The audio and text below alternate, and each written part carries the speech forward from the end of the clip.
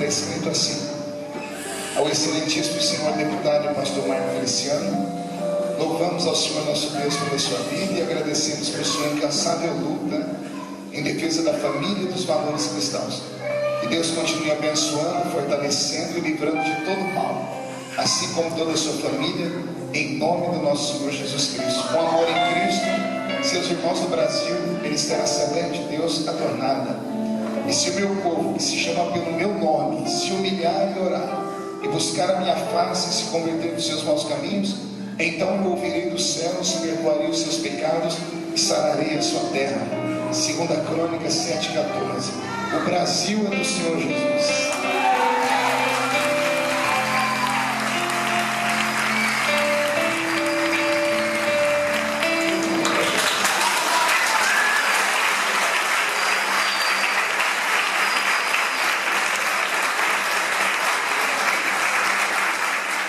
Posso sair daqui sem deixar uma palavra que Jesus colocou no meu coração, e esta palavra vai mudar a sua história para sempre.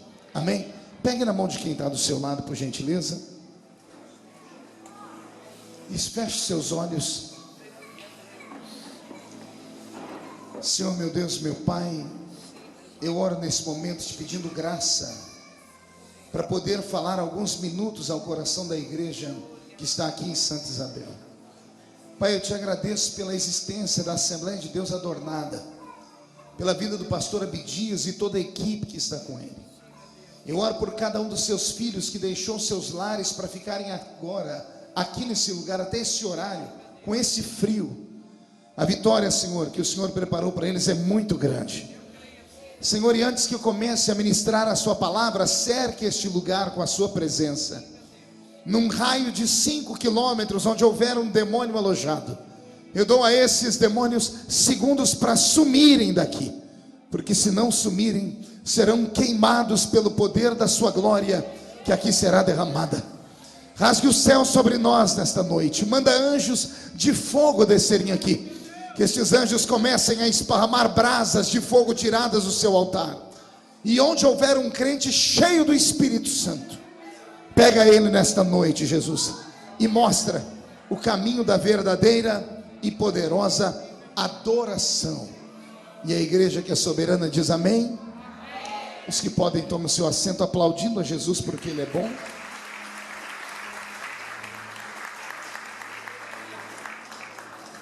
Eu prometo que se os irmãos me derem 15 minutos, eu entrego uma mensagem aqui, e você vai dormir hoje tranquilo na presença de Deus, amém? Posso falar então 15 minutos pelo menos? Então abra sua Bíblia comigo, sem perder tempo, em Mateus,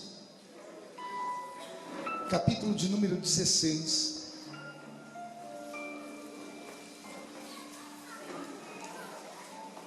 E o versículo de número 18.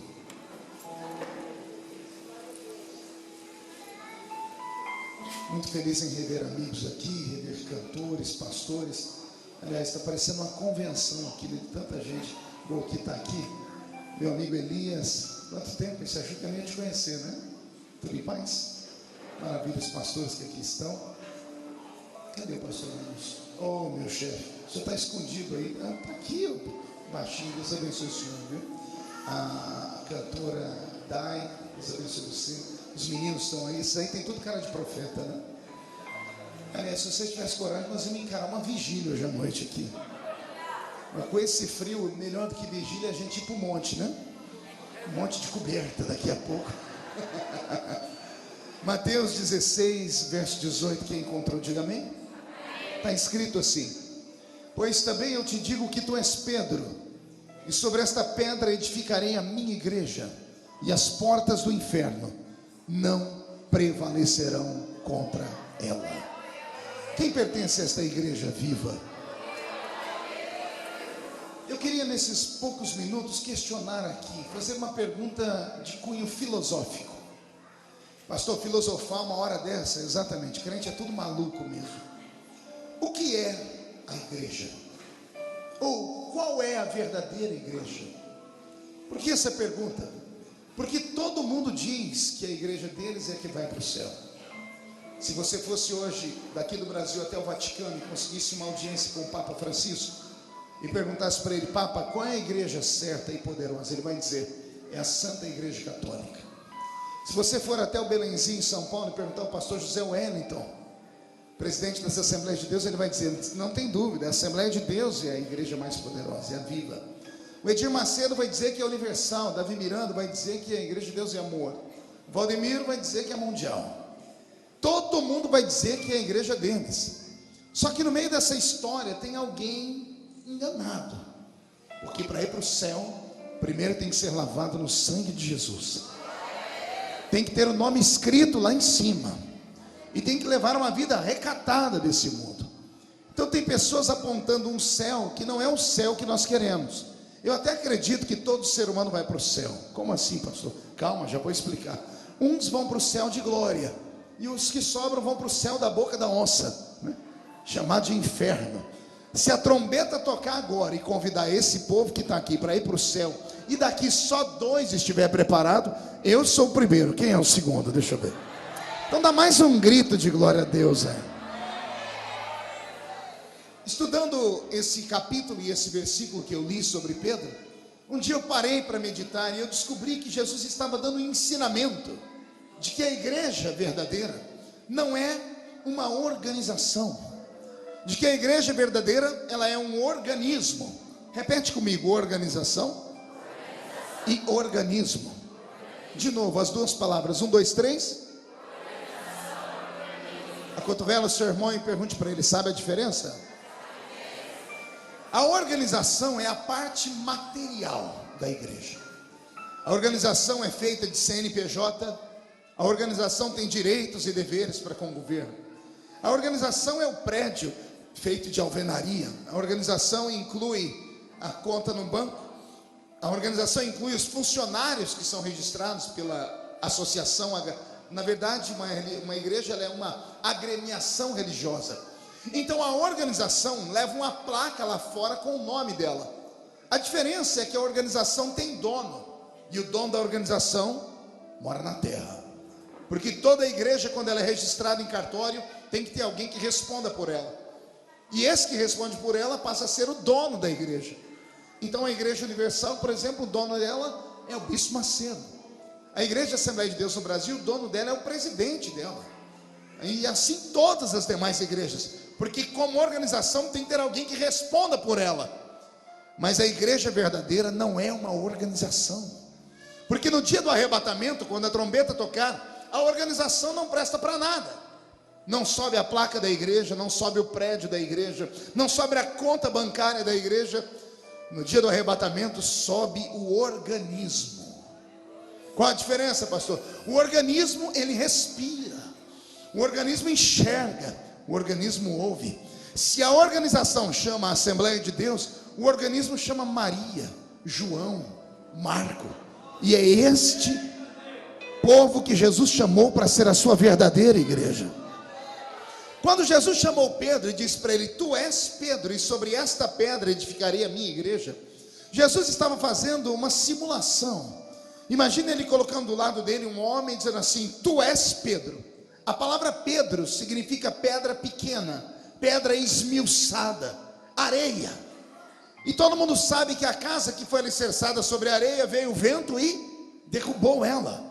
Então Jesus, quando chama Pedro, ele diz: tu és uma pedra pequena, tu és uma pedra esmiuçada, tu és areia de pedra, que não, a areia feita da pedra que não presta para nada. Mas aí Jesus continua dizendo: tu és Pedro, mas sobre esta pedra. Aí Jesus não está falando mais de Pedro. Imagine Jesus apontando a mão: tu és Pedro, mas sobre esta pedra. Aí Jesus aponta a mão para ele mesmo. Ele diz: tu és uma pedra que não presta para nada, mas sobre esta pedra, a pedra de esquina, a pedra angular, aquele pedaço de pedra arrancado do alto da montanha, na visão de Daniel. Lembra da visão de Daniel? A visão que ele interpreta de Nabucodonosor. Aquela pedra que sai do alto da montanha e cai nos pés da estátua e derruba todos os reinos. Uma pedra que fica para todo sempre. É esta pedra que Jesus está dizendo: ele é a rocha verdadeira. É a rocha de Meribá, que lá no deserto Moisés, ao invés de falar, bateu nela. Então Jesus diz: tu és Pedro, uma pedra pequena que não presta para nada, mas sobre esta rocha, sobre Jesus. Eu edificarei o quê? Não ouvi. Edificarei a minha. Aí Jesus tira a mão do peito dele e põe a mão em cima de Pedro de novo.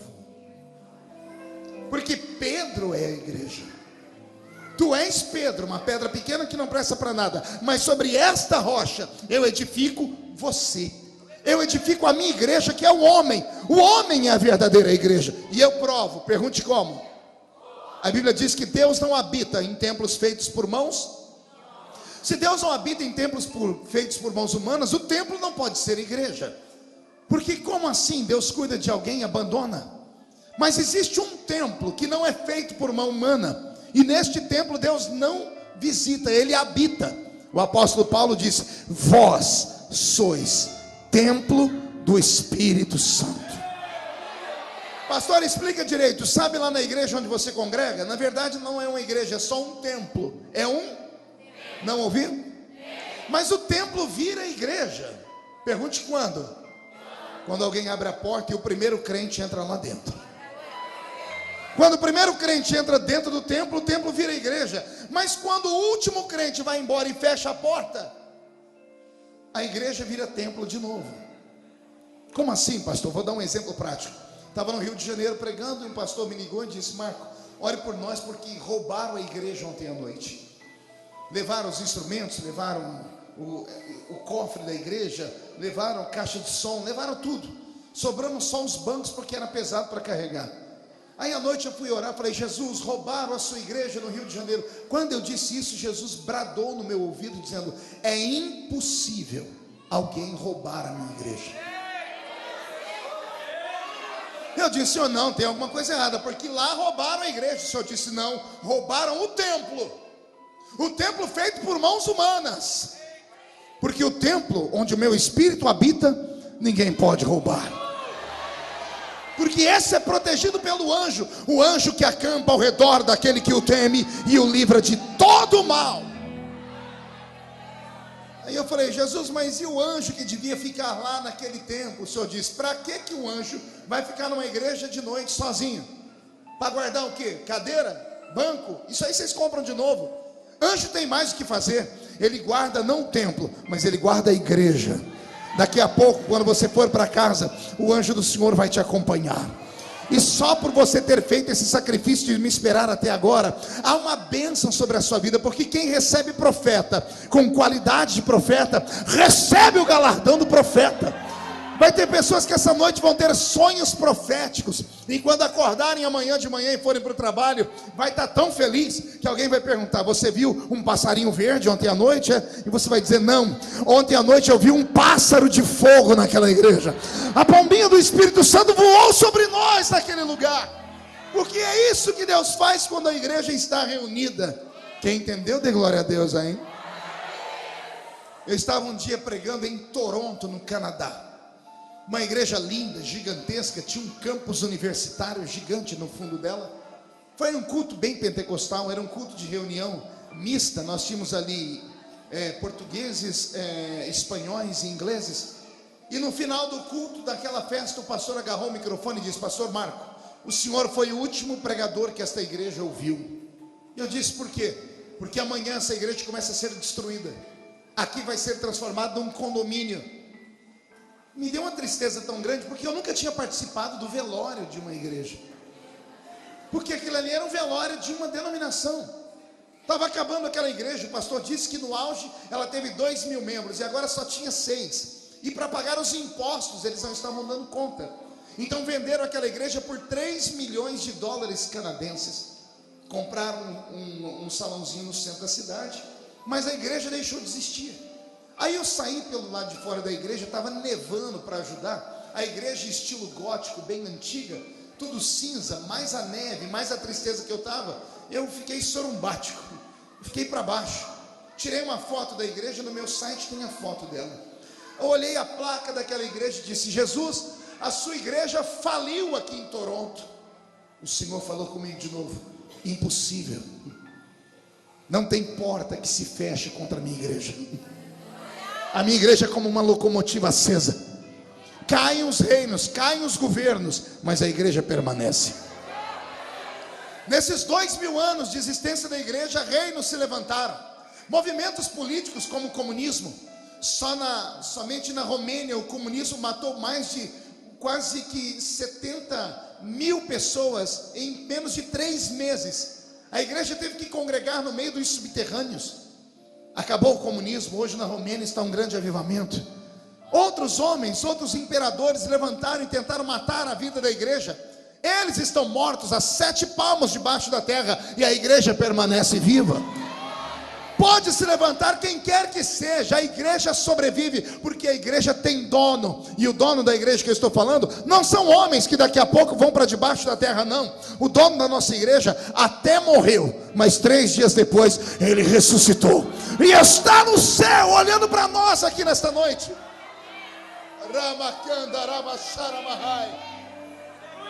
Naquele dia o Senhor me disse o que era a verdadeira igreja, porque nós brigamos muito pelas nossas igrejas. Um dia lá na minha cidade aconteceu um problema sério, eu já estou terminando. 2 irmãs sentaram num ponto de ônibus, nenhuma sabia e conhecia a outra, mas quando elas sentaram perto, o linguajar do crente entrega a ele, né? Pode estar vestido do jeito que for, pode ter o cabelo parecendo uma calopsita, se for homem. Se for mulher, pode estar vestido igual do jeito que quiser. Começou a conversar, se entrega. Todo mundo conhece o crente pelo linguajar dele. Daqui a pouco uma olhou para a outra, que olhou para uma e disse: você é crente, né? E a outra: graças a Deus. E eu também. E foi aquela festa. Deram beijos, se cumprimentaram. Se ficasse por aí, tudo bem, mas daqui a pouco uma não aguentou, né? Mal de crente. Qual que é a sua igreja? Aí não prestou. Uma olhou para a outra, e olhou, ela ficou quietinha. A irmã não queria nem falar, porque uma tinha a saia lá no pé, e a outra estava com a saia mais curtinha. A da saia lá no pé tinha um coque na cabeça, e a outra estava de brinco. Então eu sabia que eram de denominações diferentes. Mas a da saia comprida não aguentou. Ele disse assim: eu vejo que pelo tamanho da sua saia e do brinco, a irmã é daquela igreja ali, né? Ela disse: poxa, a senhora tem dom de revelação mesmo. Aí a da saia curta e do brinco olhou para a outra e disse assim: e pelo tamanho da sua língua, a senhora é daquela igreja, né? Ela disse: sou de lá mesmo. Você achou que eu ia falar o nome, né? Eu sou trouxa, já fui, hoje eu não sou mais. Então, se a gente pudesse nessa noite sairmos daqui, esquecermos a placa da igreja, entendermos que qualquer dia desse Jesus vai voltar, e lá no céu não tem placa de igreja. Você vai ter que me suportar com o meu jeito, você vai ter que me suportar com a minha barbichinha, eu vou ter que te suportar com o seu cabelão. Vamos ter que nos suportar, porque vamos morar no céu, queira o diabo ou não. Porque a verdadeira igreja não é a placa. Eu sou a verdadeira igreja, você é a verdadeira igreja, e é esta igreja que Jesus Cristo vem arrebatar. Se esta igreja está pronta para um arrebatamento, dê mais um grito de glória, por favor. Eu creio que Jesus um dia vai vir arrebatar a igreja, e eu quero que você suba para o céu comigo, e não vai demorar muito, viu?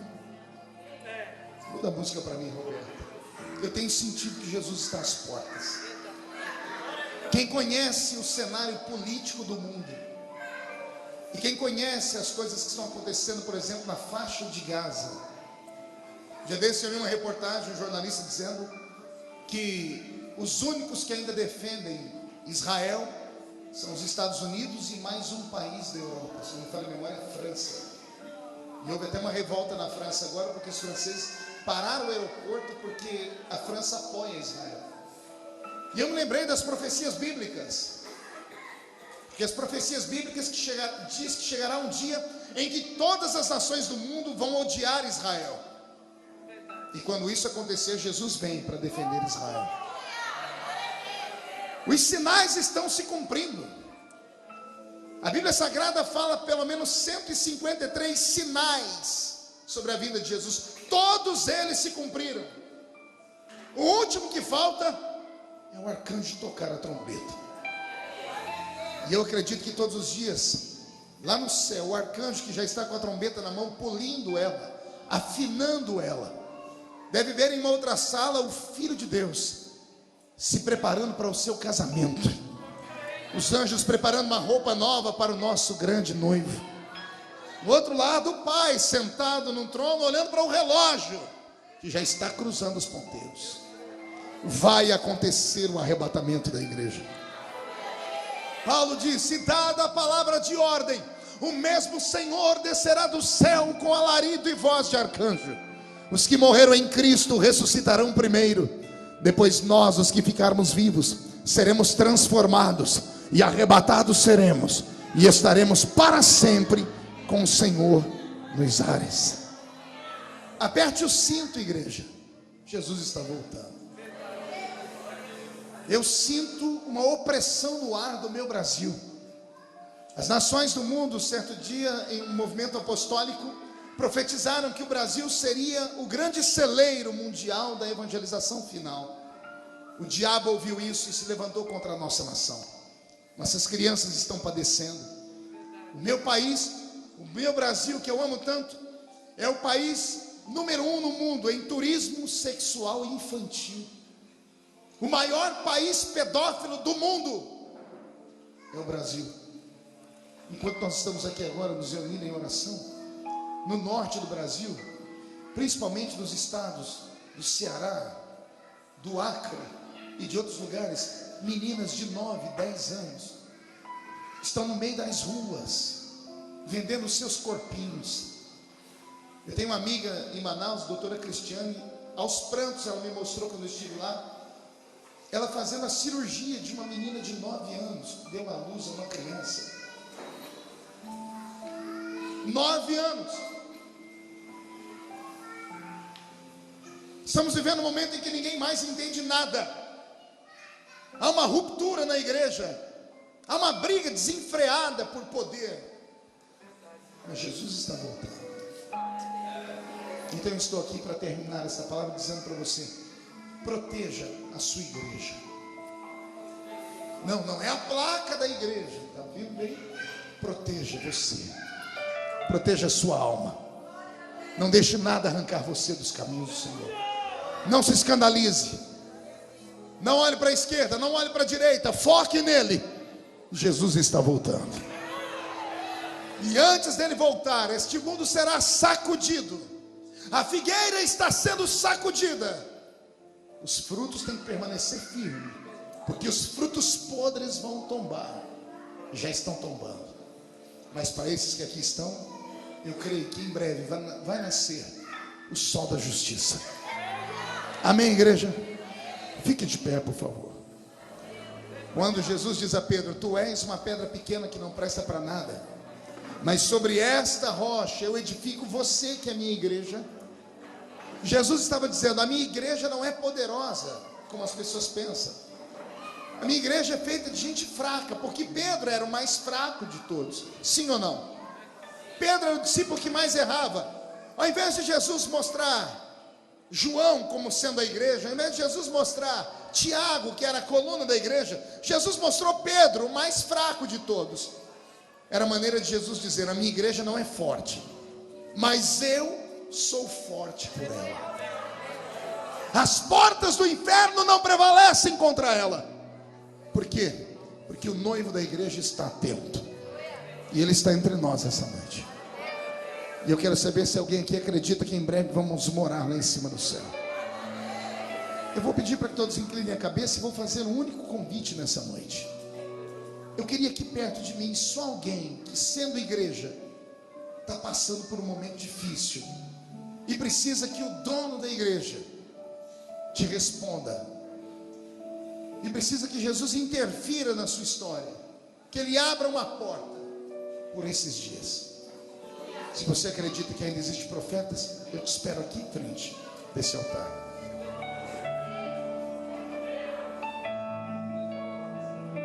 Isso.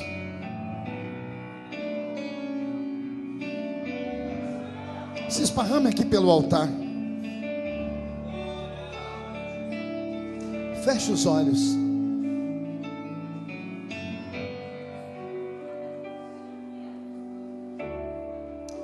Existe uma canção em cada um de nós. Foi Deus quem escreveu para Ele mesmo ouvir. O inimigo quer tirar ela de mim, mas serei fiel até o fim. Integrante sou de um coral celestial. Meu maestro disse que eu sou especial. Não vivo mais eu, quem vive em mim é Ele. Estou ensaiando pra cantar no céu pra Ele. No coral eu quero cantar, declarar que Ele é santo, santo, infinitamente o adorar, dizendo que Jesus é santo, santo. Na composição do céu vai cantar quem for fiel. O hino da vitória será o meu troféu. No coral eu quero cantar, declarar que Ele é santo, santo, e infinitamente o adorar, dizendo que Jesus é santo, santo. Na composição do céu vai cantar quem for fiel. Vou erguer o meu troféu.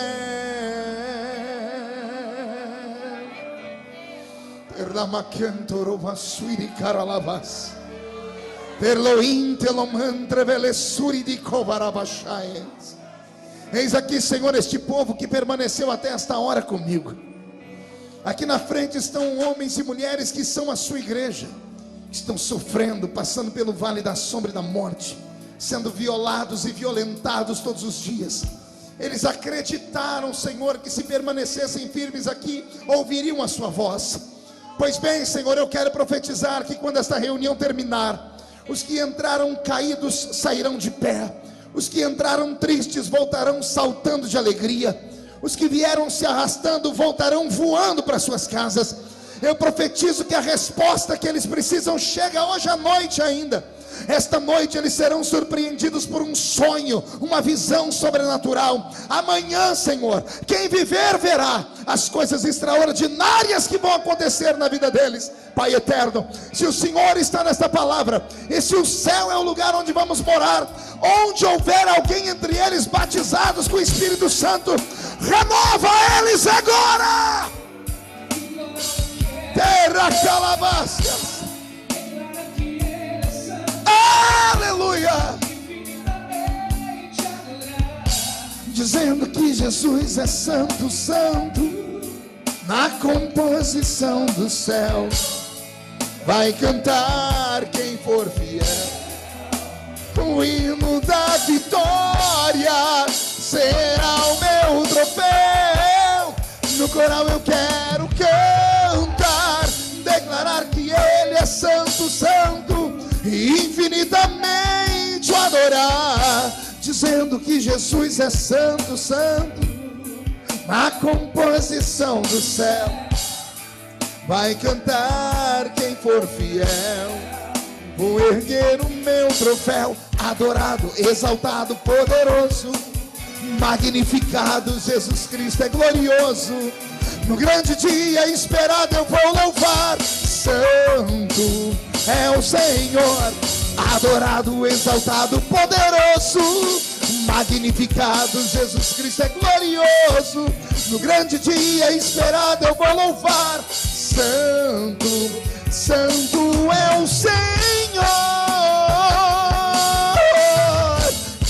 No coral eu quero cantar, declarar que Ele é santo, santo, infinitamente o adorar. Adore a Deus, adore a Jesus. Ramachu e cantará la barreira baixas. Derrama a sua glória sobre nós. Será o meu troféu.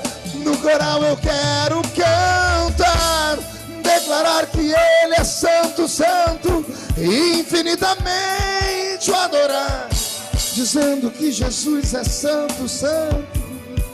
a composição do céu.